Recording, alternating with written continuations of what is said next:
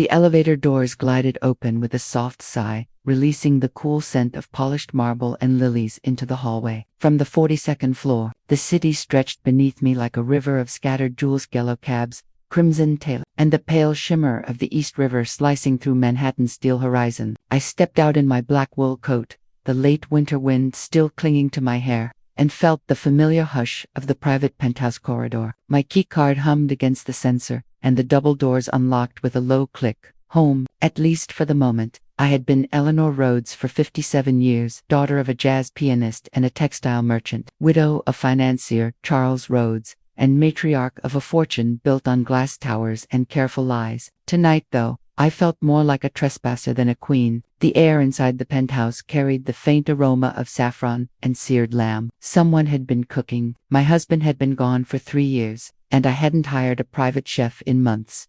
My in-laws were early. From the entryway I heard them clipped laughter, the clink of crystal, voices overlapping in a rhythm too rehearsed to be accidental. My late husband's younger brother, Victor, was speaking first, smooth, urbane, a man who liked to hear his own success in every sentence. She signed the papers, Victor said. Age softens even the sharp ones. Eleanor's clever, but she's tired. We give her the friendly option first. Then the legal notice. She won't see it coming, replied Miriam. Her voice sharpened by years of private boarding schools and old money boredom. She still thinks the board respects her vote. My chest tightened. They were supposed to be at their Upper West Side townhouse. No one had told me they'd entered my home, and certainly not to discuss me as if I were an absent child. I stayed in the shadow of the foyer, my heels soundless against the imported oak. The dining room lay ahead, its glass wall overlooking a midnight skyline. From my vantage, I could see the silhouettes of Victor, Miriam, and their son Graham, seated around my obsidian dining table. 3 tumblers of scotch gleamed in the recessed lighting. The family I had once welcomed as my own now plotted with the calm efficiency of surgeons. Victor's voice lowered. Tomorrow we file. The Rhodes Foundation bylaws allow for removal of a chair who can no longer execute fiduciary duties. We present the narrative of declining health, early cognitive issues. No scandal, just concern. Graham chuckled. And once she's out, the redevelopment vote passes. The Midtown properties go to our partners overseas. Clean money, massive return. They were planning a coup, not just to strip me of the foundation Charles and I built, but to paint me as senile while doing it. My pulse hammered. Decades of board meetings, late-night strategy sessions, philanthropic galas, all reduced to a legal fiction of frailty. I slipped back toward the study, every step measured. The study door opened with the faintest whisper, and I closed it behind me, heart knocking against my ribs. The city lights outside the bay window flickered like a Morse code of warning. I had survived Wall Street crashes, hostile takeovers, and the slow death of a husband whose charm hid an empire of secrets. At 57, I was far from tired, but tonight required more than anger. It required precision.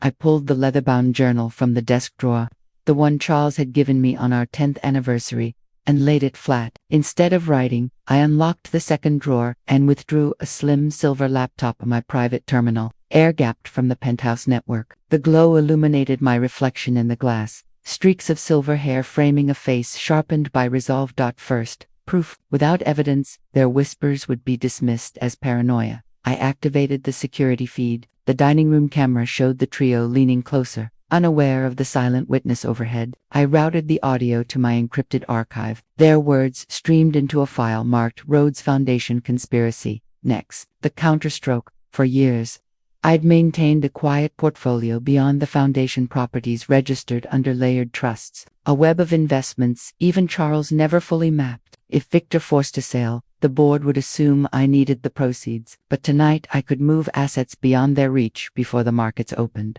I opened a secure channel to Helena Ortiz, my personal banker in Zurich. A green icon signaled the late-night connection. Mrs. Rhodes, Helena said, voice soft but alert. Is everything all right? I need an immediate transfer, I replied. All discretionary accounts into the Montclair Trust. Do not notify any Rhodes Foundation contacts. Timestamp the action at midnight New York time.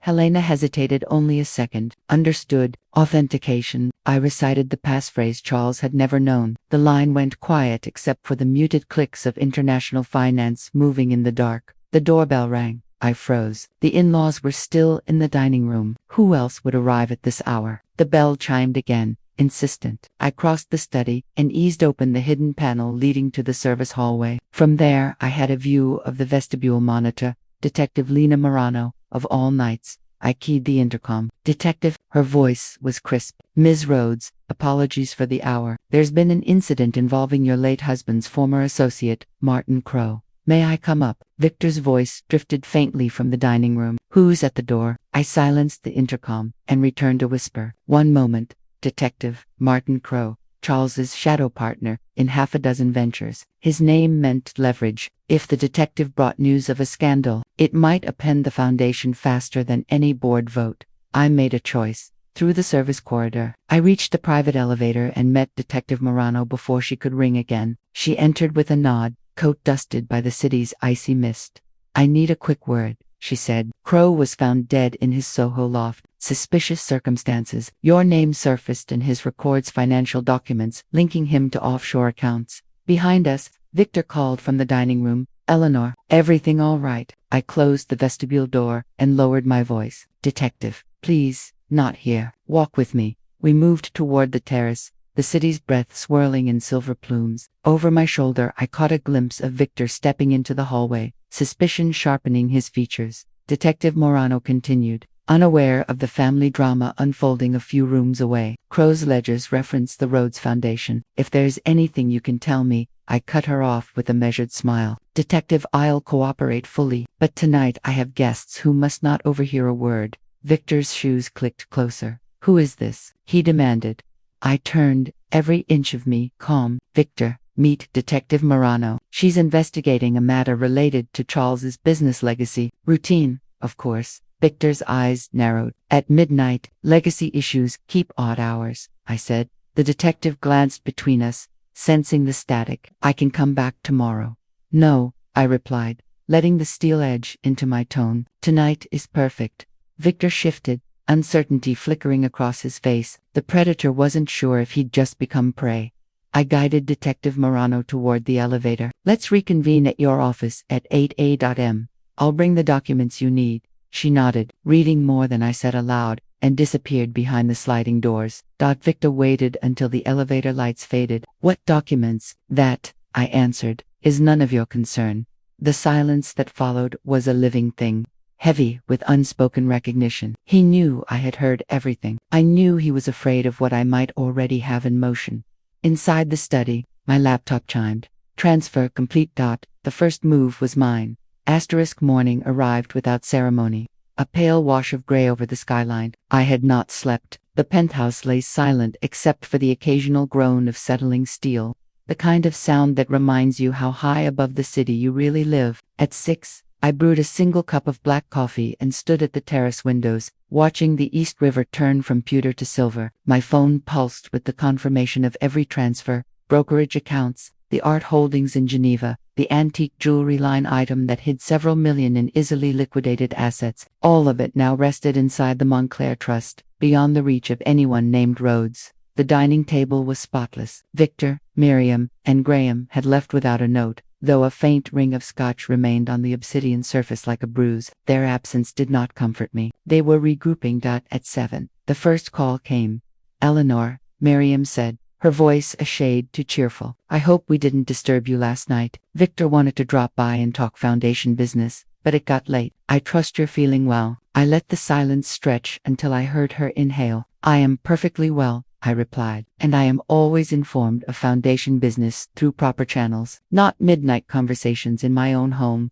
A pause, brittle as cracked glass. Of course, perhaps lunch today? Just the two of us. Not today, I said, and ended the call. I dialed Detective Morano next. She answered on the second ring. Rhodes, I will be at your office at 8, as promised. I have documents to share, and I may have something for you beyond Martin Crowe. Understood. Anything I should know before you arrive? Only that this conversation remains private, I said, until I decide otherwise. Private, I said, until I decide otherwise. The precinct on Center Street smelled of old paper and black coffee. Detective Morano's office was a narrow space lined with filing cabinets and a single potted fern that had seen better seasons. She offered a seat and closed the door.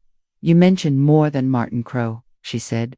I handed her a slim flash drive, audio and video from last night. My in-laws plotting to remove me from the Rhodes Foundation under false pretenses. They intend to sell our Midtown properties through a shadow partnership. I suspect Crowe was involved. She inserted the drive into her computer and watched the footage without a word. Victor's smooth baritone filled the room, every syllable crisp. When the clip ended, Morano leaned back. This is significant, she said. If they're conspiring to defraud the foundation, we can open a financial crimes investigation. But you need to be certain you want the law involved. Once we start, it becomes public record.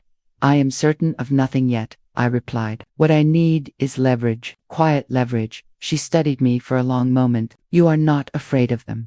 I have outlived worse men than Victor, I said. But I will not underestimate him. Morano tapped a pen against her notepad. Crowe kept offshore accounts tied to shell corporations. If Victor or Miriam used him to funnel redevelopment money, I can subpoena those records. It will take time. Time is what they believe I lack, I said. Let them think it. Before leaving, I asked, did Crowe's death appear accidental? To clean, she said. No sign of forced entry, but there was a single glass of brandy laced with digitalis. Whoever did it understood subtlety. A poison from foxglove, once used to treat failing hearts. I stored the detail like a blade in my sleeve. By noon, I was back at the Penthouse, where a courier waited with a thick envelope sealed in crimson wax. No return address. Inside lay a single sheet of heavy cream paper. You are not the only one moving pieces. Consider carefully which side you choose. No signature, only a faint scent of cedar. I burned the note in the kitchen sink, watching the flame curl the edges until nothing remained but black flakes. At 1 o'clock, my personal banker Helena called through a secure line. Mrs. Rhodes, the transfers cleared. However, an inquiry arrived from an attorney representing Graham Rhodes. They requested confirmation of your liquid assets. We declined, of course. They move quickly, I said. Maintain discretion. Always, Helena replied.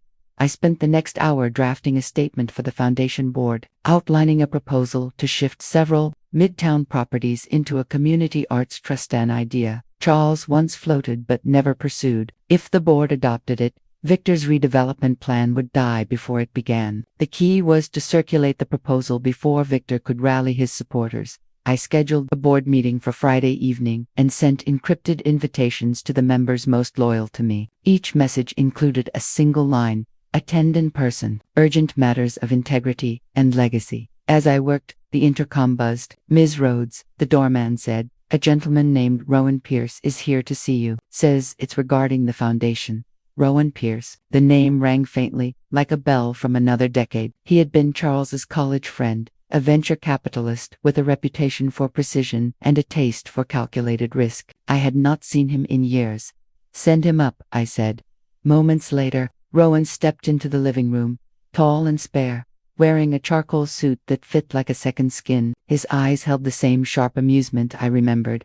Eleanor, he said, still the most composed person in any room. Flattery is rarely free, I replied. Why are you here? He set a leather folio on the table. Victor contacted me 2 weeks ago about a redevelopment fund. He wants investors. I declined, but something about it troubled me. Then I heard about Crowe's death. I thought you should know. I opened the folio. Inside were preliminary contracts and a proposed profit-sharing plan. The terms were ruthless, diverting 90% of revenue to a holding company in the Cayman Islands. Did Victor mention my removal from the board? I asked. Rowan shook his head. But this structure only works if you are gone. I met his gaze. Why bring this to me? Because Charles was my friend, and because you once saved me from a disastrous investment. Consider this repayment. I weighed the offer. Will you testify if necessary? If necessary, he said, but I prefer a quieter solution. So do I. When he left, the penthouse felt heavier, as if the walls themselves absorbed the conspiracy. At dusk, I changed into a tailored navy dress and low heels, the armor of a woman who knows her worth. The board would see me strong, unyielding. Before leaving for an early dinner with a loyal trustee, I checked the security feed one last time. Victor stood in the lobby. I remained behind the camera's cold eye, watching as he spoke to the doorman with forced charm. He carried no briefcase, only a small velvet box. A gift or a symbol. The elevator began its slow ascent. I locked the study door and waited. When the bell chimed, I opened the main doors with deliberate calm. Victor, I said, to what do I owe this late-day visit? He held out the velvet box. A peace offering. May I come in? I stepped aside without warmth. Briefly, he entered with the grace of a practiced negotiator. You seemed upset this morning. Miriam worries. We offended you. You were trespassing, I said, and discussing matters that are not yours to decide. He placed the box on the marble counter. Open it. Inside lay a single antique key, fashioned from tarnished silver. What is this? I asked. A reminder, he said. The key to Father's first office. He believed legacy is a door only family can open. We should keep it that way. His meaning was as clear as the city lights beyond the glass. I appreciate the sentiment, I replied, closing the box, but legacy belongs to those who honor it. Victor's smile tightened. Think carefully, Eleanor. The board respects continuity. They would not look kindly on sudden disruptions. Nor would they look kindly on deceit, I said. He studied me for a long moment, then inclined his head. Friday, then, let us hope for a civil outcome. When the elevator doors closed behind him, I exhaled a breath I had not realized I was holding. The game was now in the open. Night fell like a drawn curtain. I walked the length of the terrace, city lights sparking below, and considered every move still ahead. The foundation meeting was set. The detective had evidence. Rowan Pierce had given me the missing link to Victor's offshore ambitions. Yet a deeper unease stirred beneath the strategy. The anonymous note. You are not the only one moving pieces. Someone else watched the board, perhaps even controlled it. Victor might be only the first layer of a larger design. Crow's death, the digitalis, the secrecy it all, hinted at a hand more skilled than my in-laws possessed. I turned back to the glass wall of the penthouse and saw my own reflection, a woman of 57 with steel in her spine and the city at her feet, poised between past and future. The night air tasted of iron and possibility. The next move would decide everything. Asterisk. Friday arrived with a sky the color of tempered steel. From the terrace the East River glittered like a blade, sunlight slicing between clouds that promised a storm. I dressed with measured care, black silk blouse, tailored slate suit, and a single strand of South Sea pearls, armored disguised as elegance. Before leaving the penthouse, I checked the security feed. No sign of Victor or Miriam, only the morning doorman tipping his cap to the endless stream of deliveries. The velvet box with the antique key still rested on the counter. I left it there, a silent provocation. The board meeting was scheduled for 7 in the evening, but the hours leading to it demanded their own choreography. At 9, I met Detective Morano at a quiet cafe in Tribeca. She wore a trench coat, damp with mist, her hair pulled back tight. I subpoenaed Crow's offshore records, she said after ordering a black coffee. There's movement large transfers to a Cayman holding company controlled by a shell called Kestrel Partners. Guess who signed as managing director? Victor Rhodes, I said. Right below his signature is Graham's. Your stepson is no innocent bystander. I felt no surprise. Can you present this tonight if necessary? I can be on standby. But if you go public, it becomes evidence in a criminal case. They will know exactly where it came from. Let them, I said. Truth is sharper when it is undeniable. Morano studied me. You play a dangerous game. I was raised on dangerous games, I replied, and left a generous tip on the table. Asterisk. By early afternoon, the Midtown offices of the Rhodes Foundation buzzed with quiet tension. Staff whispered as I walked the corridor, their eyes sliding toward the polished conference room where the evening confrontation would unfold. I felt their curiosity like static on my skin. My executive assistant, Claire, met me at the door of my private office. The board packets are prepared. I followed your instructions about confidentiality. No advance agenda was distributed. Good, I said, and the trustees I requested, all confirmed, including Ms. Patel and Mr. NG, who rarely attend in person. That was crucial. Patel and NG held voting shares that Victor always struggled to sway. I settled behind the mahogany desk and reviewed the final draft of my proposal. Transfer of key, Midtown Properties into a nonprofit arts trust bearing Charles's name. The plan would preserve the buildings, honor community agreements, and starve Victor's redevelopment scheme. I signed each page with a fountain pen that once belonged to my late husband. At 4, a courier delivered another envelope sealed in crimson wax. The same cedar scent drifted upward when I broke it open. Storms cleanse. Choose your shelter wisely. Still no signature. I burned the note in the small steel waste bin and watched the ashes scatter like dark snow. Dusk arrived with a chill drizzle. By 7 the boardroom gleamed beneath recessed lights, the long glass table reflecting the city skyline beyond. 12 chairs ringed the space. I stood at the head, greeting each trustee with a measured smile as they entered. Victor arrived first among my adversaries, wearing a charcoal suit and a smile honed for magazine covers. Miriam followed, draped in emerald silk, her perfume a calculated cloud. Graham, younger but already bearing his father's arrogance, brought up the rear. "Eleanor," Victor said warmly, extending a hand. "A pleasure as always." I accepted the gesture with polite restraint. "Welcome, Victor." When the final trustees settled, I called the meeting to order. "Thank you all for coming on short notice. We gather tonight to decide the future of the Rhodes Foundation, and by extension, the integrity of Charles Rhodes's legacy." A hush swept the room. Outside, lightning flickered along the river.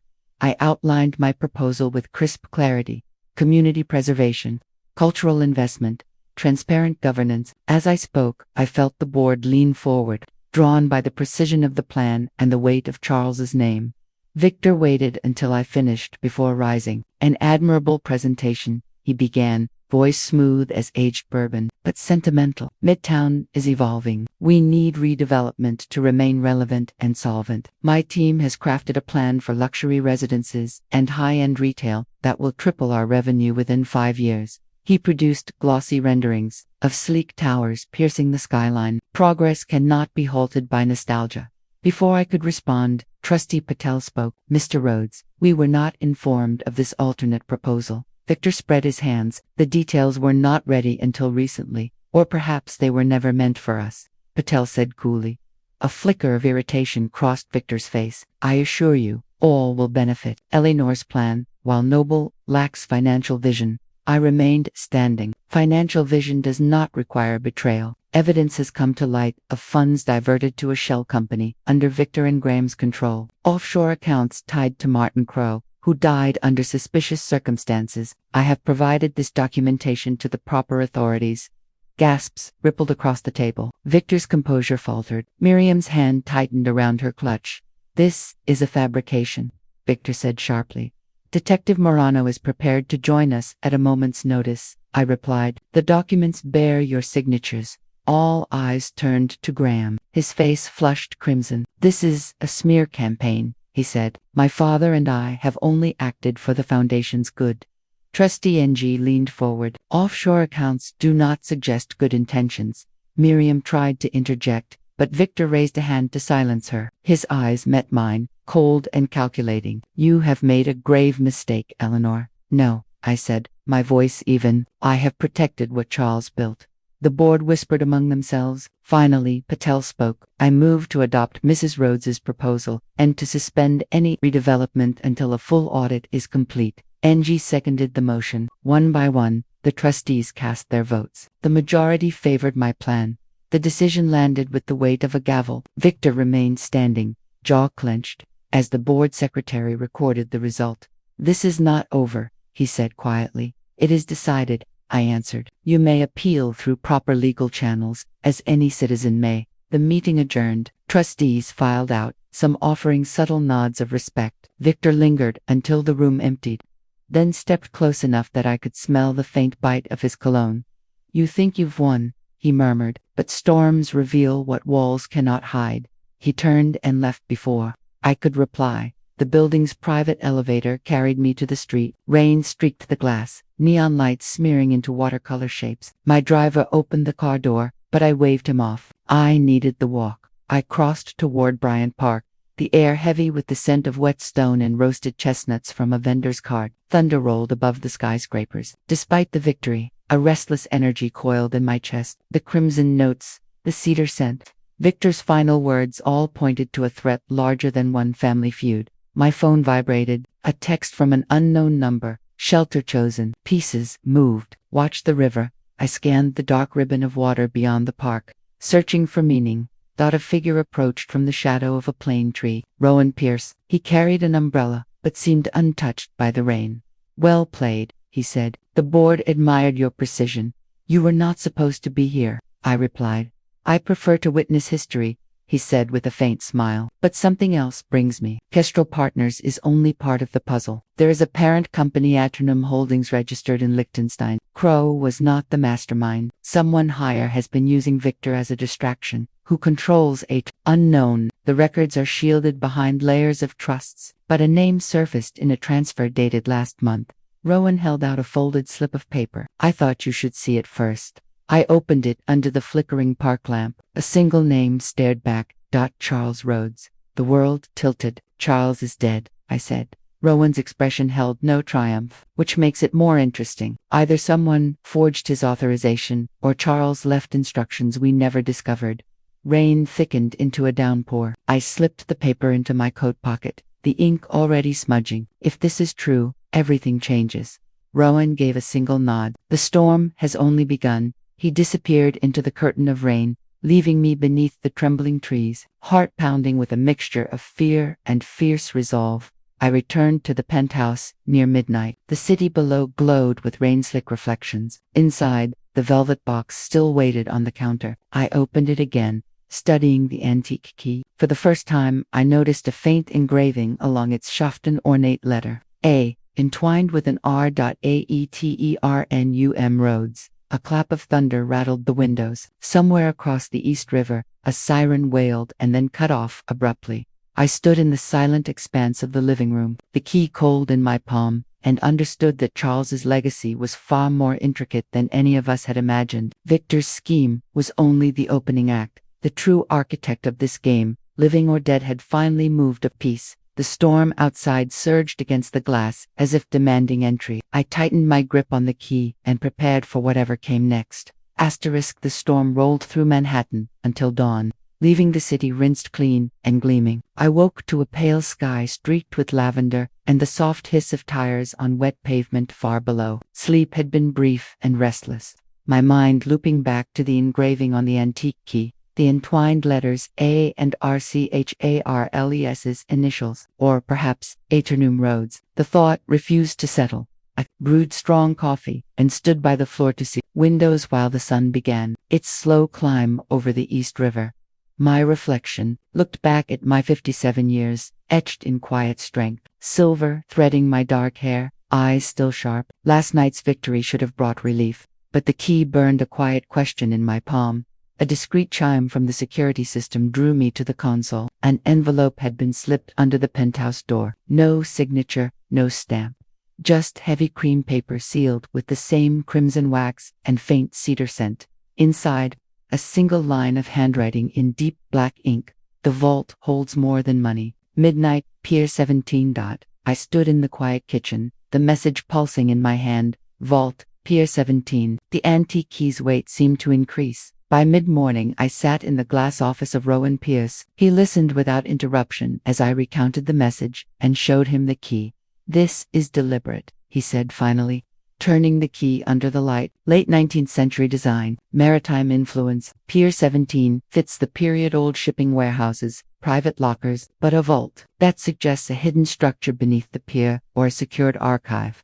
Could Charles have owned property there?" I asked.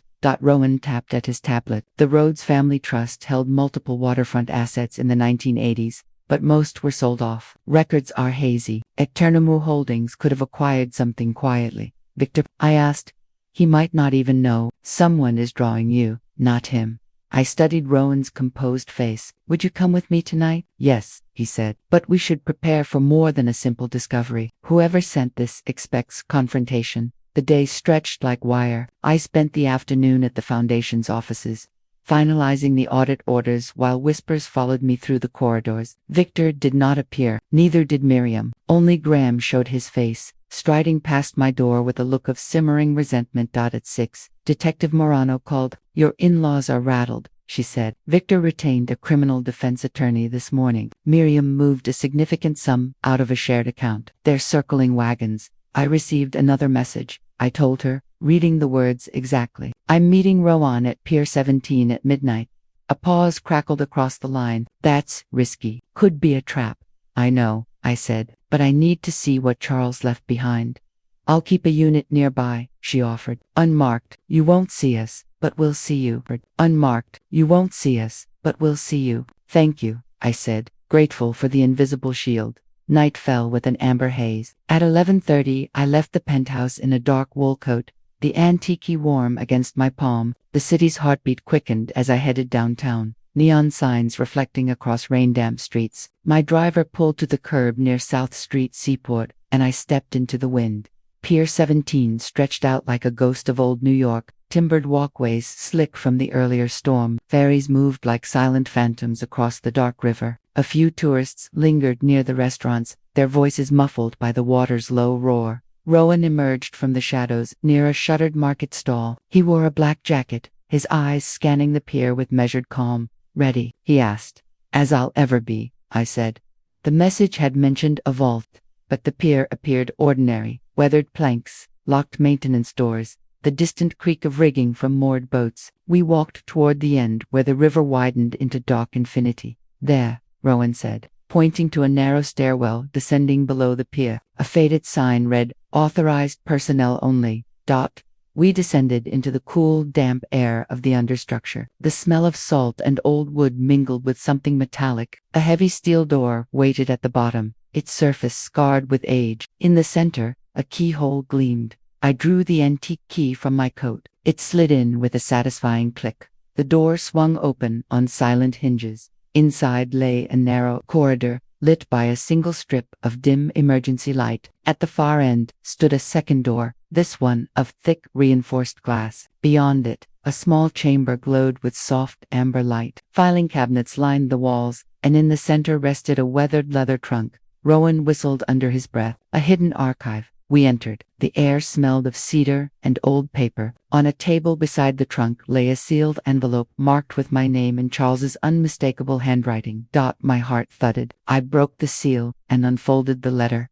"Eleanor, if you read this, the family faces a reckoning. Trust no one, not Victor, not Graham, not even those who speak of loyalty. Eternum Holdings is the shield for our most delicate assets, created to protect the road's legacy from corruption. I feared what would happen if I revealed it while alive. You are now its steward. The key you hold grants access to everything, but only if you choose to claim it. Use it wisely or walk away forever." Charles' eye lowered the letter, breath unsteady. Charles had hidden not just wealth but control and empire behind the public foundation.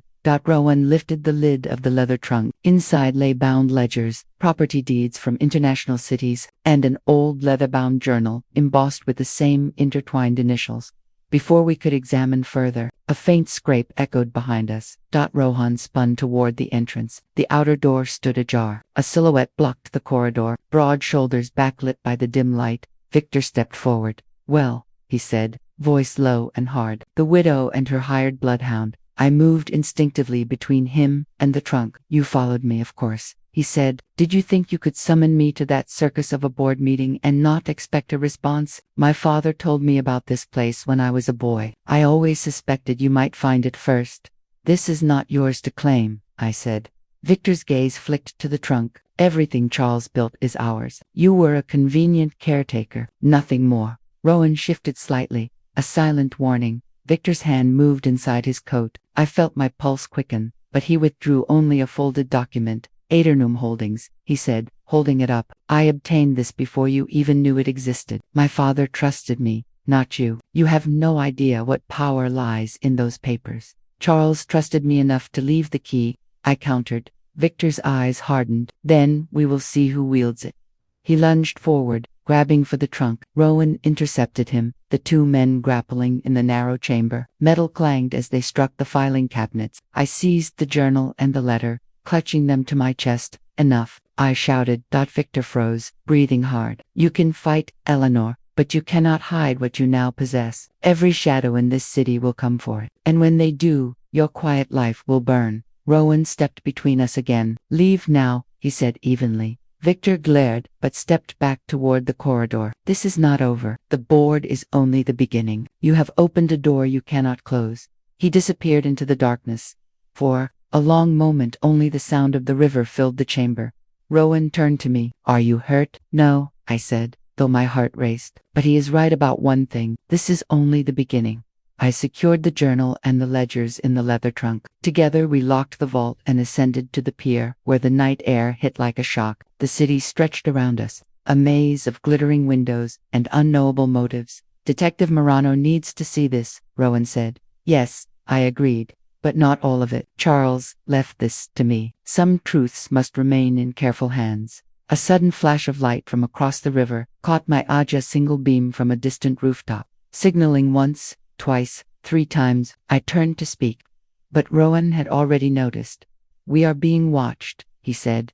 We loaded the trunk into the trunk of Rowan's car and drove through the sleeping city. Each intersection, each set of headlights behind us felt like a test. My thoughts churned with Charles's letter, Victor's threats, and the mysterious figures signaling across the water. Near dawn, Rowan stopped outside my building. Keep the key with you at all times, he said. Do not trust anyone, not even Morano completely. Whoever controls Eternum Holdings controls far more than property. I nodded, gripping the key in my pocket. I will not yield. He studied me for a moment. Charles knew what he was doing when he chose you. I watched his car disappear down Fifth Avenue before entering the lobby. The doorman greeted me with polite surprise, but I barely heard him. The antique key pressed like a live wire against my palm.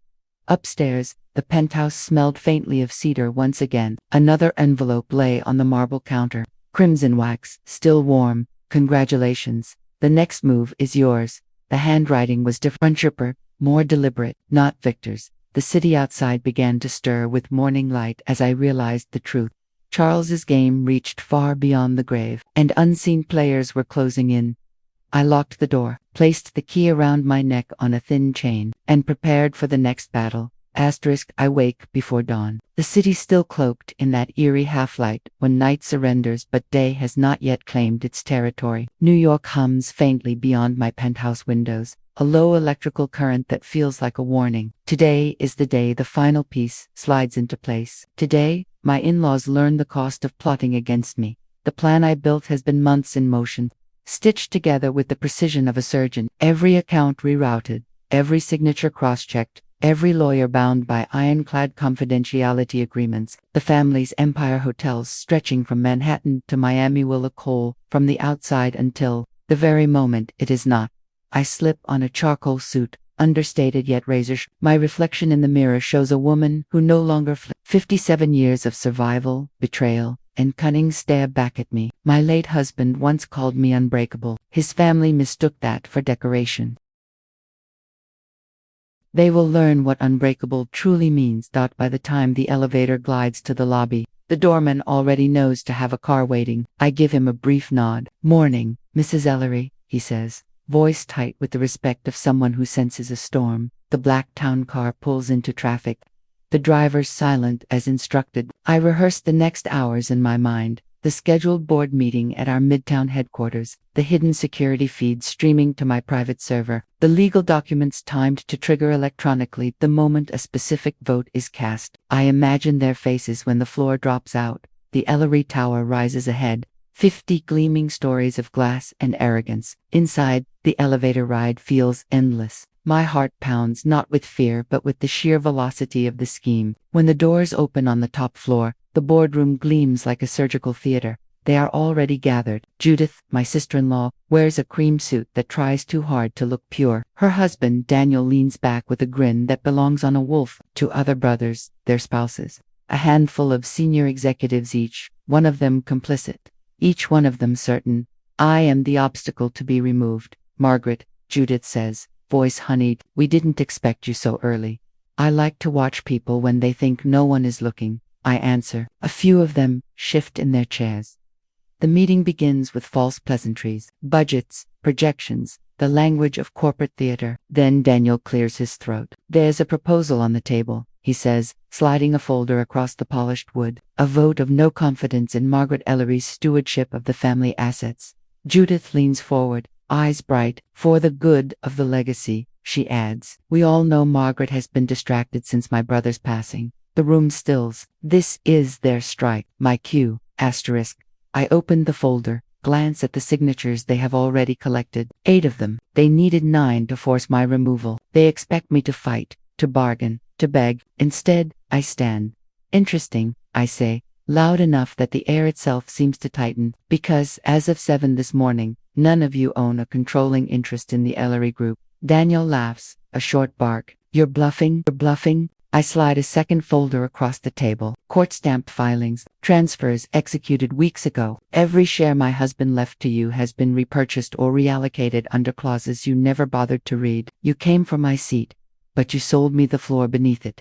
Judith snatches the papers, eyes scanning, color draining. The other brothers lean in, confusion rippling through the group like a sudden chill. One of the executives coughs, a nervous tick in the silence. I continue, my voice a clean blade. While you plotted, I liquidated. The hotels, the offshore accounts, the trust funds shifted to a holding company registered beyond your reach. As of this moment, you are minority stakeholders in a corporation that no longer exists in the form you recognize. Daniel's grin falters. This is fraud. This is foresight. I correct him. Every signature, every transfer, notarized and perfectly legal. You wanted war. I built the battlefield. The doors open, and 2 security officers enter. Men I personally hired. These individuals, I tell them, are no longer authorized access to any Ellery property. Escort them out. The room erupts. Voices overlap, shouts, protests, a high-pitched wail from one of the wives. Judith rises, fists clenched, but the guards step forward with calm authority. Daniel slams the table. You can't do this. I already have, I reply.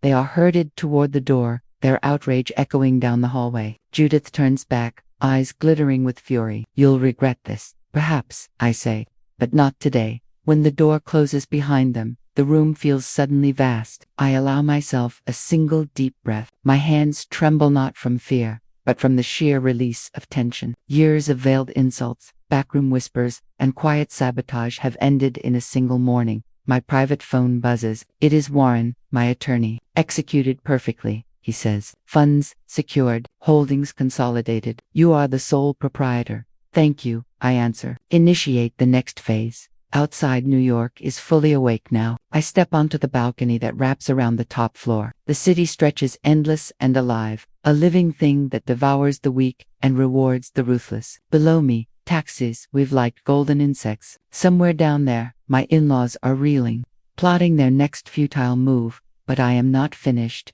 That evening, I host a dinner in the Penthouse, a celebration disguised as civility. My closest allies, 2 trusted executives, Warren, and a handful of loyal staff gather beneath crystal chandeliers. Candles flicker against the panoramic skyline. Laughter floats through the air like smoke. Halfway through the meal, the doorbell rings. The doorman announces Judith and Daniel. They push past him, their fury barely leashed. I rise slowly, every eye in the room on us. You have nerve, Judith says, voice sharp as broken glass. I have victory, I answer. Daniel slaps a document onto the table. We will contest every transfer. You think a courtroom will side with you. I pick up the paper, skim it, and smile. This is last week's law. By the time you file, the holdings will have moved again. Chase shadows if you wish. The legacy you coveted is already beyond your grasp. Judith takes a step closer, lowering her voice. You were supposed to be family. Family, I repeat. You conspired to strip me of everything my husband built. You forgot who helped him build it. You forgot me.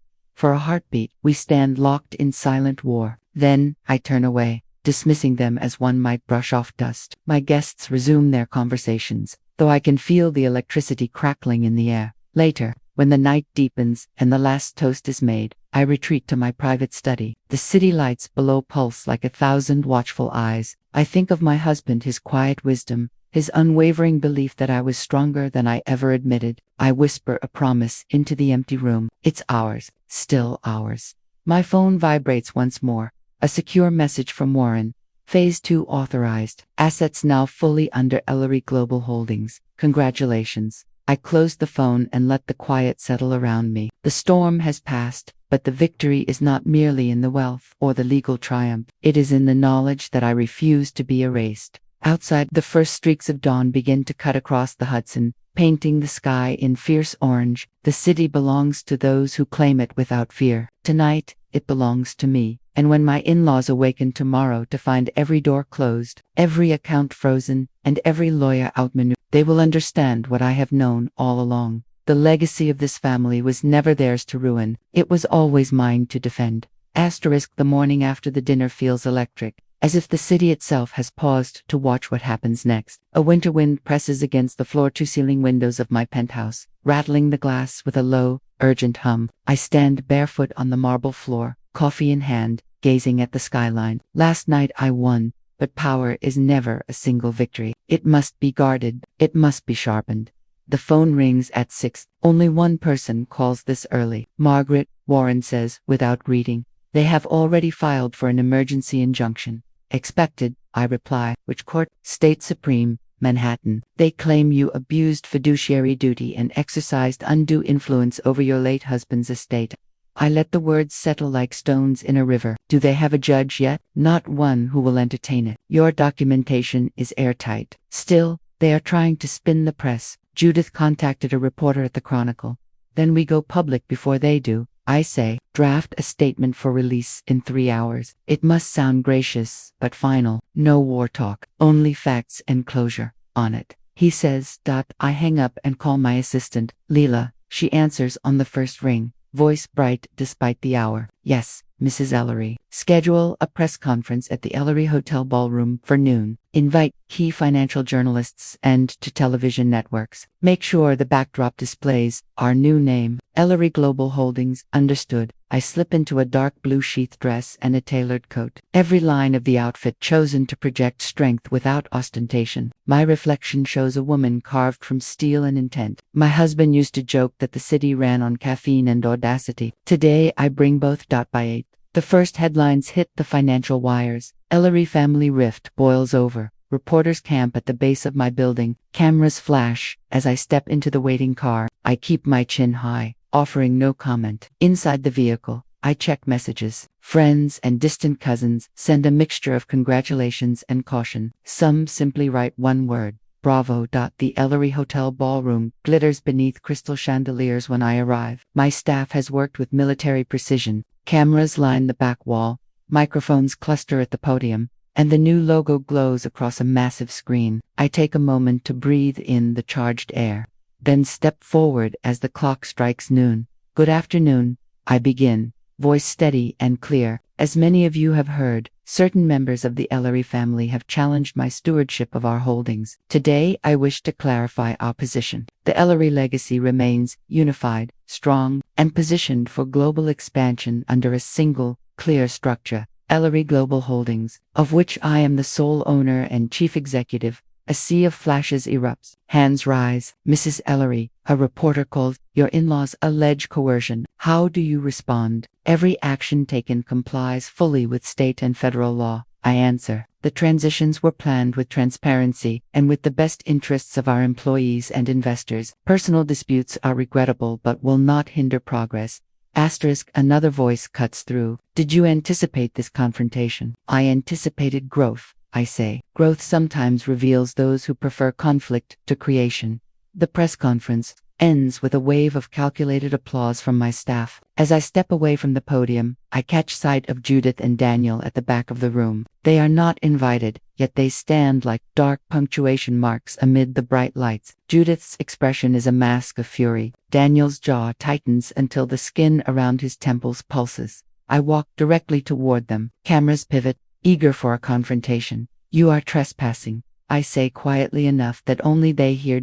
Judith leans closer. You think a microphone and a stage make you untouchable. Courts move slowly. Margaret, secrets do not. Her words are meant to unsettle. Instead, they ignite my resolve. If you wish to test me, I say, bring proof, not riddles. I pivot and walk away. The click of my heels, a deliberate full stop.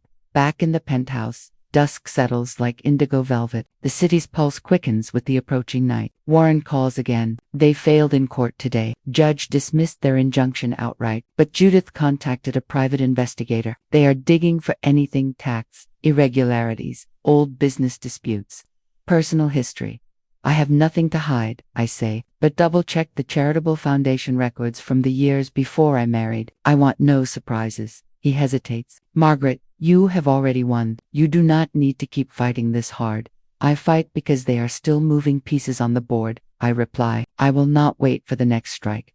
After the call, I pour a glass of wine and step onto the balcony. The Hudson gleams like dark steel beneath the moon. Below, A river of headlights snakes through the streets. My thoughts traveled backward to the early years when I first arrived in New York with nothing but a scholarship and a suitcase. I learned then that survival is a discipline. It requires vigilance, not just talent. Discipline. It requires vigilance, not just talent. A knock interrupts my reverie. Leela enters, holding an unmarked envelope. Courier delivered this by hand, she says. Inside the envelope is a single sheet of heavy paper. We know where the bodies are buried. It reads in neat block letters. No signature. Lila's eyes widen. Is this a threat? It is desperation, I answer, though my pulse quickens. I scan the letter again, noting the deliberate choice of words. Not a body, but ease. A psychological tactic meant to conjure ghosts. Increase building security, I instruct. No one enters this penthouse without clearance, and have our tech team trace the paper's origin. Fibers, ink, anything.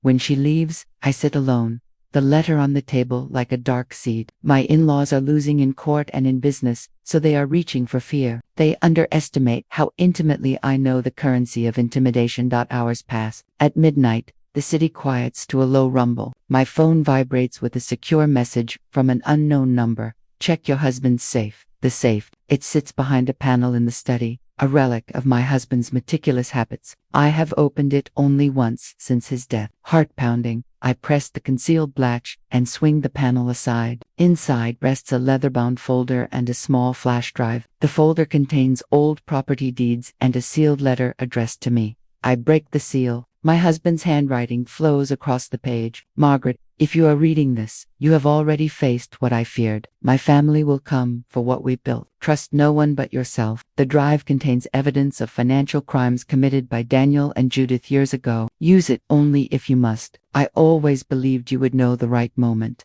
I clutch the letter, a rush of love and grief tightening my chest. He foresaw this war long before I did. I insert the flash drive into my laptop. Encrypted files unfold. Offshore accounts, falsified invoices, proof of embezzlement, large enough to end careers and invite indictments. My late husband gathered this not as a weapon of revenge, but as a safeguard. Now it lies in my hands like a final blessing. By dawn, I have copied the evidence to a secure cloud and a secondary drive stored in a bank box under a different name. When Warren calls at 7, I give him a brief summary. This changes everything, he says, astonished. With this, they will not only lose their case, but could face criminal charges. Not yet, I reply. I want them to know I hold it. Let them feel the weight before the blade falls. Later that morning, I send a single text to Judith and Daniel. Stop. You know what you did. Meet me at the Ellery Tower tonight, 10th floor conference room. Bring only yourselves. No threat, no explanation, only certainty. The rest of the day unfolds like a drawn bowstring. I conduct meetings, sign documents, greet investors, but every movement hums with anticipation. At precisely 8 that evening, the conference room door opens. Judith and Daniel enter. Faces pale but defiant, I slide a single sheet across the table and, executive summary of the evidence. I believe this speaks for itself, I say. Judith scans it, color draining from her cheeks. Daniel's hands tremble as he reads. Where did you get this? He whispers. My husband trusted me, I answer. He did not trust you. Silence hangs heavy, broken only by the muffled hum of city traffic below. You release this and we all go down. Judith says at last, I will release nothing if you withdraw all legal actions, issue a public apology, and forfeit any remaining claims on Ellery assets. I state, you will also contribute $10 million each to the Ellery Foundation for Community Renewal. Consider it restitution. Daniel's voice cracks. You are blackmailing us. I am offering mercy. I counter. Decide now. The evidence leaves this room at midnight. Judith meets my gaze, hatred and fear warring in her eyes. At last she nods. We will sign. I slide the prepared documents across the table. They sign in silence. When they leave, defeated, I stand alone by the window. The city stretches endless and alive, its lights glittering like 1,000 unsleeping witnesses. My husband's foresight, my own discipline, and a lifetime of resolve have brought me here. The war is over, but I do not mistake victory for peace. Power demands vigilance. I sip the last of my wine and watch dawn begin again over the Hudson, the sky streaked with fierce gold. I am Margaret Ellery. I defended the legacy. And I will never be outplayed. Morning sunlight pours through the penthouse windows like a deliberate spotlight. Today will be the first day in weeks that I can breathe without waiting for a hidden strike. Yet the air still tastes of iron. Last night's confrontation ended the legal battle, but the world beyond my walls is demanding a statement. My phone vibrates across the marble counter with messages from journalists, investors, and allies who smell a larger story. I dress with the precision of a soldier preparing for a final parade. A charcoal gray suit, crisp white shirt, and a single strand of pearls that once belonged to my grandmother. Every detail is a declaration of authority. I pin my hair in a sleek twist and apply makeup with a steady hand. The reflection in the mirror shows a woman who has outlasted storms and now chooses the weather herself. Downstairs, my driver opens the car door without a word. The world outside hums with winter traffic, horns muted under a thin veil of snow. As we glide toward the Ellery Hotel ballroom for the second press event in as many days, I review the carefully drafted statement Warren sent overnight. It is strong but not cruel, firm but not gloating. I have approved it with only one edit. A final sentence that is entirely mind strength is quiet until it is tested. Reporters wait in a dense cluster when we arrive. Cameras flash like lightning. I move through the gauntlet with measured steps, my security team creating a corridor. Inside the ballroom, the air carries the faint scent of polished wood and anticipation. The stage lights warm my skin as I step to the podium. Good afternoon, I begin, my voice carrying across the crowded room. Yesterday we concluded all internal disputes within the Ellery family. Today I will speak only once about those matters. There will be no further comment after this statement. The room stills. For decades the Ellery name has represented hard work, innovation, and resilience. Recent actions by certain relatives threatened to distract from that mission. I am pleased to announce that all claims have been withdrawn. We are united in ensuring that our employees, investors, and partners experience uninterrupted growth and stability. The Ellery Foundation will expand its community renewal program by $20 million. Funded jointly by family contributions. This is not a penalty. It is a promise to the city that has given us everything. Applause erupts, but I lift a hand, and it fades to silence. Strength is quiet until it is tested, I say, letting each word stand. It has been tested. It remains quiet. Questions follow in a volley, but I answer only a few. I will not feed their hunger for spectacle. When the conference ends, I step down to a sea of flashing lights and murmured admiration. My security team ushers me through the back corridor to the car dot. As we drive north along the Hudson, I finally allow myself a slow exhale. Warren calls. The statement is everywhere. Markets open strong. Investors are relieved. And Judith just released a note of apology through her attorney. It is civil and public. She understands leverage now, I reply. It took longer than I expected. She will not trouble you again. People like Judith do not vanish. I say, they regroup. But the board is mine. The company is mine. For now, that is enough. When I return to the penthouse, the silence feels different. Not empty, free. Leela meets me at the door with a warm smile. All quiet here, she reports. I doubled security anyway. Good, I answer. But tonight we celebrate, not guard. I ordered dinner for the entire staff. Fresh seafood, artisan breads, champagne chilled in silver buckets. As night falls, the penthouse fills with laughter and the soft clink of glasses. My team has worked without sleep for weeks. They deserve this reprieve. I raise a glass. To loyalty, I say. To those who build rather than destroy. They echo the toast, eyes bright. For a moment, I allow myself the luxury of joy. Music swells from the grand piano, and the city sparkles beneath the windows like a galaxy within reach. Later, after the last guest departs and the staff has gone home, I remain alone with the glittering skyline. I think of my husband, of his quiet foresight and the flash drive he left in the safe. His faith in me was not a burden, it was a gift. A soft chime from my secure email interrupts the quiet. The subject line reads, "One last matter." It is from an address I do not recognize. Against instinct, I open it. You played the game well, but there is another player you have not seen. No signature, no attachment.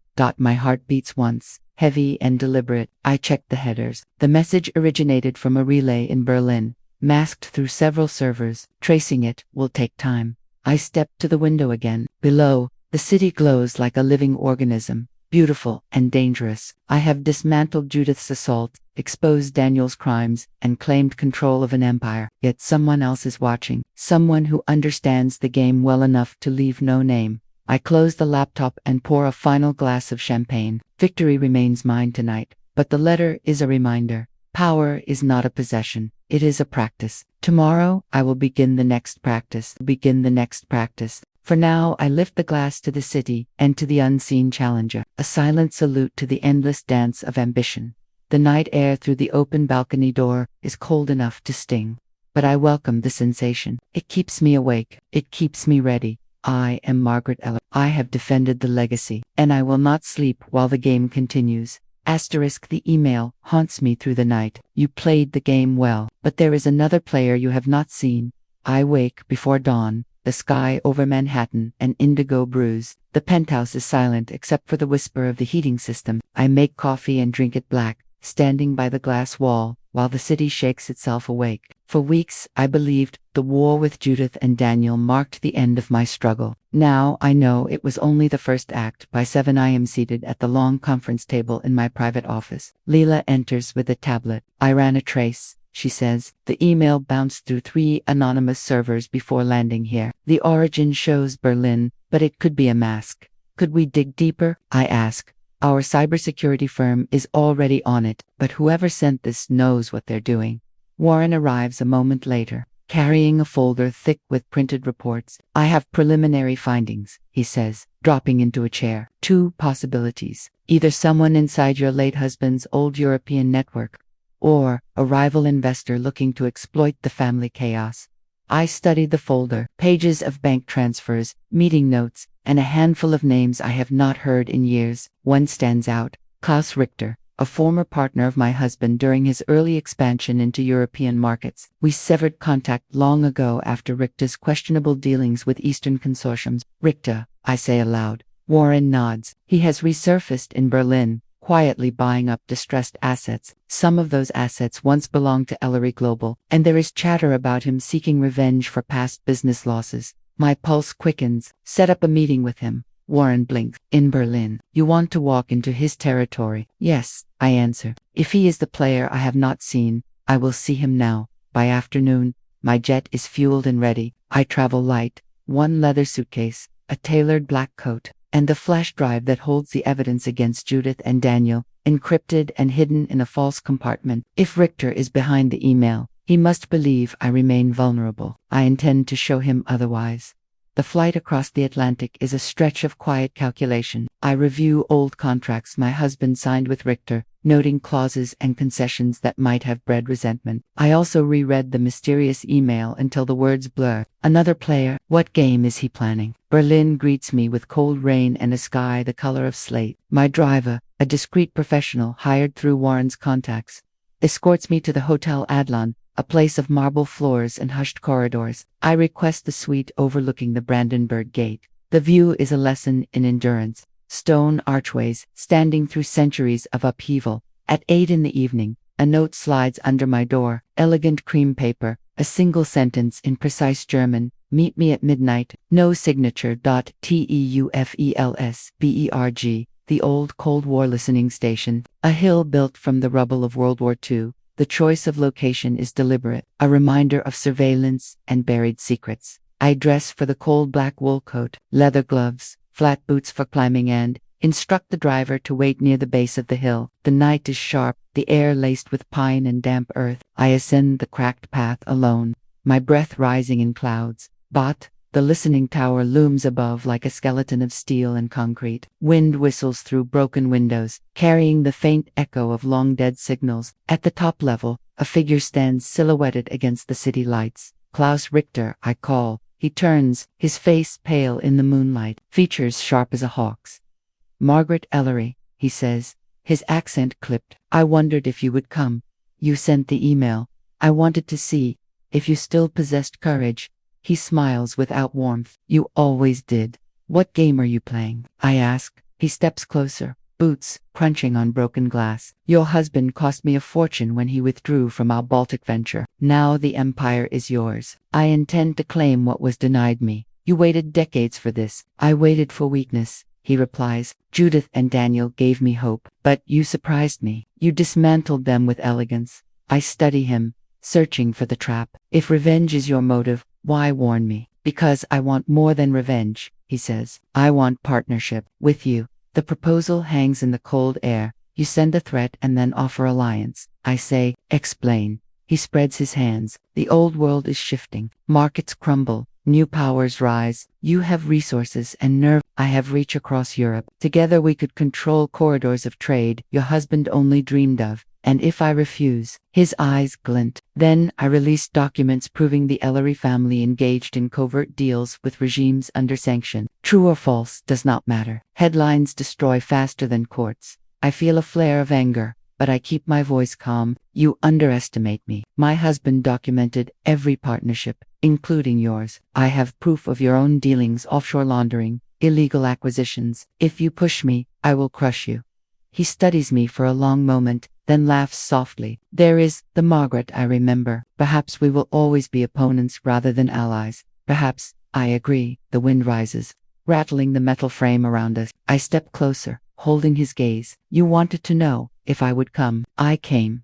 If you want a war, start it. But understand this. I finish what I start. His smile fades. Then we are finished tonight. I turn and descend the stairs without looking back. Each step echoes like a verdict. At the base of the hill, my driver opens the car door. Ales, in ordnung. He asks. All is in order. I answer. Back at the hotel, I send Warren a secure message detailing the meeting and instruct him to release the financial evidence we hold on Richter to trusted media outlets if I fail to.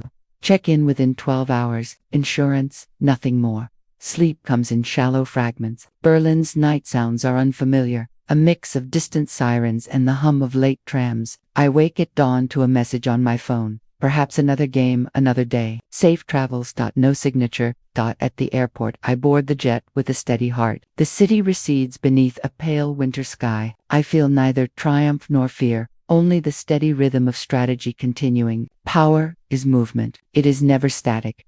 Hours later, Manhattan rises to meet me with a skyline of glass and steel. Lila greets me at the penthouse door with fresh coffee and a relieved smile. Did you find what you needed? She asks. I found clarity, I answer. Warren arrives soon after, carrying a thin folder. We monitored Richter's networks all night. No hostile moves. In fact, he quietly sold several assets this morning. Perhaps you made your point. Perhaps, I say. The afternoon passes with meetings and quiet celebration. Yet a sliver of awareness remains, a recognition that the game has widened beyond family disputes. Berlin was a warning and an invitation. I accepted neither, yet the board has changed. As evening falls, I stand once more at the window of my penthouse, the city lights blazing like a constellation of possibilities. Behind me, the flash drive rests in its compartment, evidence of battles won and weapons yet unused. Ahead lies a future where alliances shift and power demands vigilance. I sip a final glass of wine and watch the Hudson reflect the fading sun. I am Margaret Ellery, and I will meet every player, every challenge, every shadow. The game continues because I choose to play, and I do not intend to lose.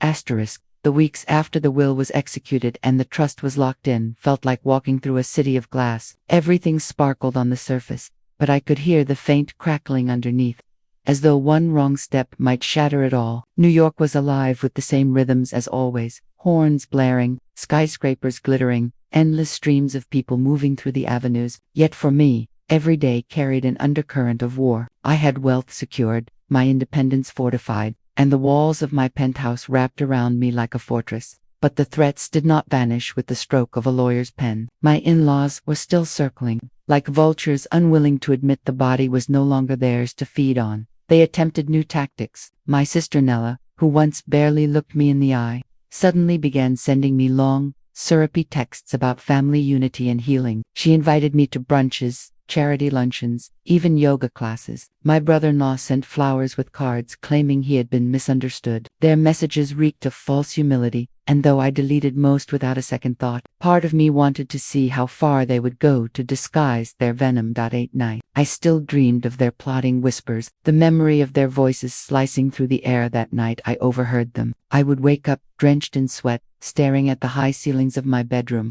listening to the silence of the city, 30 stories below. That silence, however, was never complete. The wind howled against the glass, the HVAC system hummed, and in between those sounds, I sometimes thought I heard other noises, scratches, faint thuds, movements that did not belong. It was paranoia, I told myself. Yet paranoia, in my case, was survival.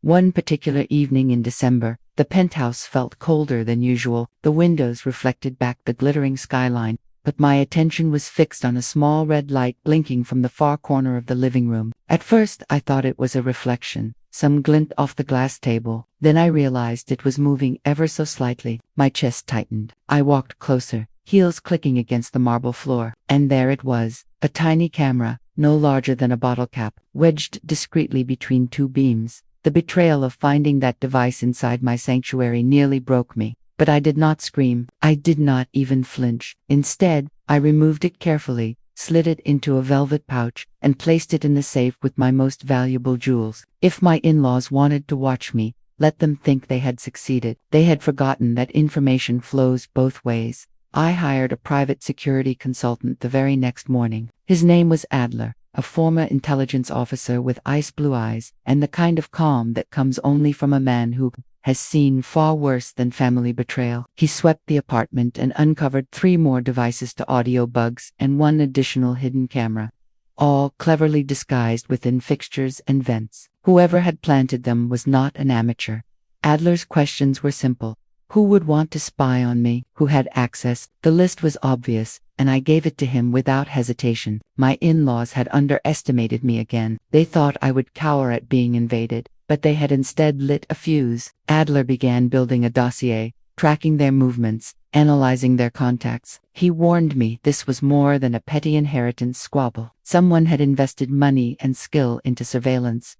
The tension escalated further when I received a letter, hand-delivered with no return address. Its paper smelled faintly of cologne I recognized from years of family gatherings. Inside, written in neat block letters, were 5 words. "This is not over yet." I sat with that letter in my lap for an hour, staring at the words until they burned into my vision. The message was not just a threat, it was a declaration of persistence. My in-laws were not finished, and I knew then that the coming weeks would test every ounce of strength I had left.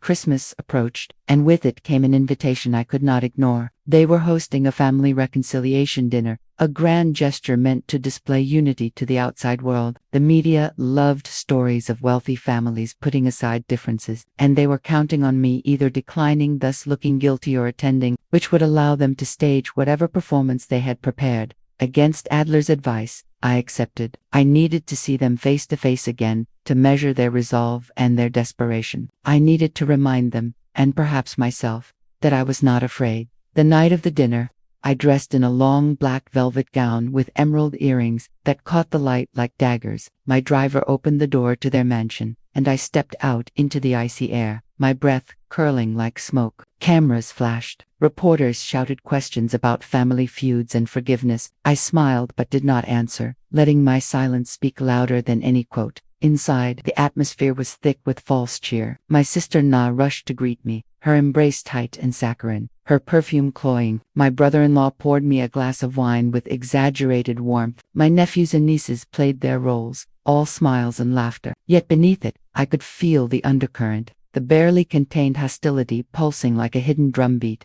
Dinner was served in the grand hall, chandeliers dripping with crystal light above us. Every dish was exquisite, every toast rehearsed. They wanted the night documented, photographed, turned into a story of reconciliation. But I knew better. Each smile was a blade, each compliment a trap.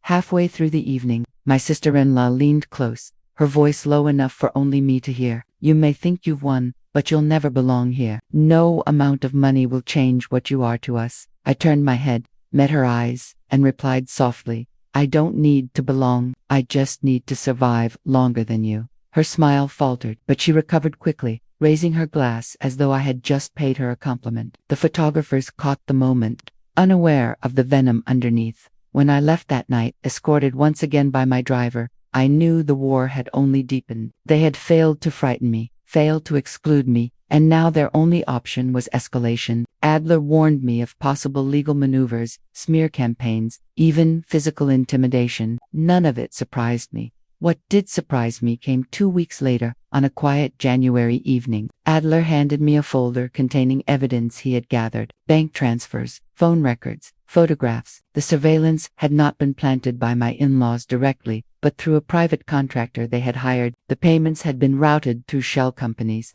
But Adler's expertise unraveled the trail. The most shocking discovery, however, was not the surveillance itself, but what they were planning. Adler revealed that my in-laws had been quietly liquidating assets, moving funds offshore, and arranging meetings with individuals connected to less than legal enterprises. They were preparing something drastic, something that would either ruin me publicly or eliminate me entirely from their path. The room seemed to spin as I read the reports. I realized then that what had started as a battle over inheritance had evolved into a war of survival. My age, my gender, my vulnerability, they saw all of it as weaknesses to exploit. But what they forgot was that I had lived 57 years learning how to turn every weakness into a weapon. As I closed the folder and met Adler's steady gaze, I knew that the final act was approaching. My in-laws were no longer content with whispers and hidden cameras. They were preparing to strike openly, and I would need to be ready to strike harder. Scene 9 ended not with peace, not with resolution, but with the chilling certainty that the storm had only gathered strength. The question was no longer whether I would win or lose. The question was how far I was willing to go, and what I was prepared to sacrifice, to ensure that when the glass city shattered, I would be the one left standing. The storm did not break suddenly. It gathered in shadows, thickening day by day, until the air itself seemed heavy with the inevitability of what was coming. Adler's intelligence reports had made one thing clear: my in-laws were desperate. Their empire of illusions was cracking, and desperation makes people reckless. I knew I could not simply wait for them to strike. Waiting would mean surrendering the initiative, and I had already learned that survival belonged to those who moved first. The final act began on a bleak February night. When Adler arrived at the Penthouse carrying a thin black case, he placed it on the dining table, unclipped the latches, and revealed a set of documents and recordings. "They are planning to frame you," he said, his voice steady, though his eyes betrayed concern. "They have constructed a narrative that you embezzled funds, manipulated accounts, and concealed evidence of fraud. If this surfaces, it will not just damage your reputation, it could ruin you legally." I studied the papers carefully. The forged documents bore my signature, copied so precisely it would convince any casual observer. There were fabricated transfers to offshore accounts, falsified property deeds, and even staged photographs of me meeting individuals I had never seen in my life. It was meticulous, almost artistic in its cruelty. "They want to strip me of credibility before the world," I said softly. Adler nodded. "And then, move in for the kill." I closed the folder and sat back, staring at the city through the vast windows. The skyline was brilliant with lights, but beneath it pulsed the same ruthless energy that defined this city. I had built my life here, endured betrayals and losses, and fought for every fragment of respect I commanded. I was not about to watch it burn without striking back. "Then we exposed them first," I told Adler. The days that followed were a blur of preparation. Adler and his contacts secured digital evidence tracing the forgeries back to my in-laws' shell companies. I began cultivating allies in the press. Journalists hungry for scandal but committed to truth if the proof was strong enough. I scheduled private meetings with lawyers and regulators, ensuring that when the blow came, it would be devastating. Finally, the stage was set. My in-laws had planned a charity gala, a glittering event meant to showcase their power and generosity. It was there that they intended to unleash the narrative of my supposed fraud. Invitations had been sent, reporters primed, the machinery of character assassination fully prepared. What they did not know was that I would be ready, not as their victim but as their executioner.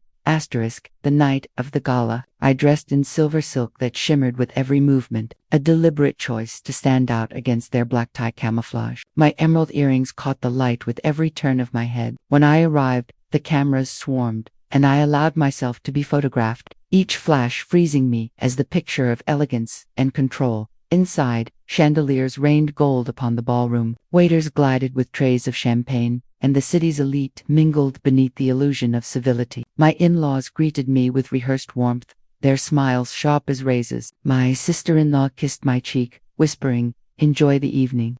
It may be your last in society. I returned her smile without flinching. Yes, I said, it may indeed be your last. It may indeed be your last. As the orchestra played, speeches began. My brother-in-law took the stage, his voice booming with self-importance. He spoke of family, of legacy, of responsibility. Then, with the smugness of a man who believed victory was in his grasp, he began to hint at scandal, at betrayal from within. Guests murmured, journalists leaned forward, pens ready. That was when I rose from my table. My heels clicked sharply against the marble floor as I ascended the stage. The crowd stilled, eyes following me. My brother-in-law faltered mid-sentence, confusion flashing in his gaze. I took the microphone from his hand with the calm authority of someone who had already won.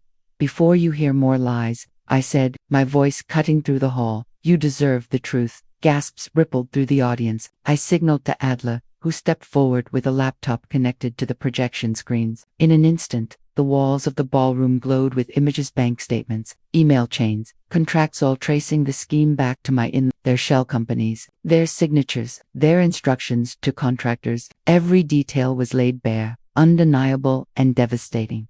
The silence was electric. Then came the murmurs, the shifting of chairs, the snapping of cameras as reporters captured every detail. My in-laws froze, their faces drained of color. For months, I continued. I have endured their plots, their surveillance, their attempts to destroy me. They thought they could frame me, erase me, steal what I had built and what I had secured. But here is the truth. Their corruption, their greed, and their desperation have been exposed. Tonight, their empire ends. The room erupted. Some guests stood in shock. Others whispered furiously, and the journalists rushed to record every word. My sister-in-law attempted to rise, but security Adler's men, placed strategically throughout the hall, intercepted her. My brother-in-law tried to protest, but his voice was drowned by the roar of the crowd. Law enforcement, already briefed and waiting, entered the ballroom with quiet precision. Warrants were executed, devices seized, and statements taken. The gala, intended as their triumph, had transformed into their downfall in front of the entire city. I stood at the center of it all, not triumphant in the shallow sense of victory, but unbroken. For the first time in months, I felt the crushing weight lift from my chest. Later, as I sat in the quiet of my penthouse, the city lights stretching endlessly beyond the glass, I allowed myself a single glass of wine. The war was over. My in-laws faced indictments, public disgrace, and financial collapse. Their empire had crumbled. Not with whispers in hidden rooms, but with the full blaze of exposure. Yet victory did not taste sweet. It tasted of ash, of battles fought too long, of scars that would never fade. I had survived. Yes, I had defended what was mine and proved that I could not be broken. But survival comes at a price. The price was trust shattered, nights of fear that had aged me, and the haunting knowledge that betrayal often comes from those closest to you. I thought of my younger self, the woman who entered this family decades ago with hope, with love, with belief in unity. She was gone now, replaced by someone harder, sharper, more dangerous. Perhaps that was necessary. Perhaps that was the only way to endure. As dawn broke, painting the sky with streaks of pink and gold, I rose from my chair and looked out at the city. The glass towers gleamed like fortresses, but I knew better than anyone how fragile they truly were. Life in this city, in this world, was survival of the ruthless, and I had proven that even at 57, I was not to be underestimated.